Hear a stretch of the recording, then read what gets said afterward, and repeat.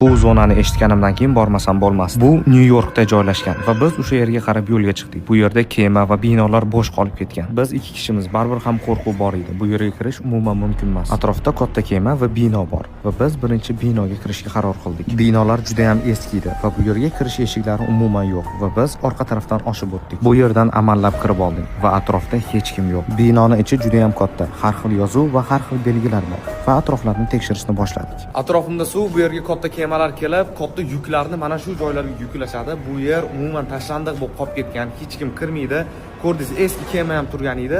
Biz o'sha yerdan ichkariga kirib, tepalariga chiqib tekshirib ko'rmoqchimiz. Tepaga chiqishga harakat qildik, lekin hamma joylarni yopib tashlashgan. Ma'lumotlarga qaraganda bu joyni sotuvga qo'yib ham sotisha olmagan. Bu bino va bu kemalar shundayligicha qolib ketgan. Tepaga esa umuman yo'l yo'q. Hamma joylarni qaradik. Bu yerda juda ham qiziq narsalar va men bilmagan narsalar ham juda ko'p ekan. Meni bitta narsa o'ylantirib qo'ydi. Nega Amerika davlati bu joylarni yaxshilamaydi? Hamma joylar tashlandiq bo'lib qolib ketgan. Bundan ham zo'r videolarni ko'rmoqchi bo'lsangiz, albatta meni kuzatishda davom eting. Hali hammasi oldinda.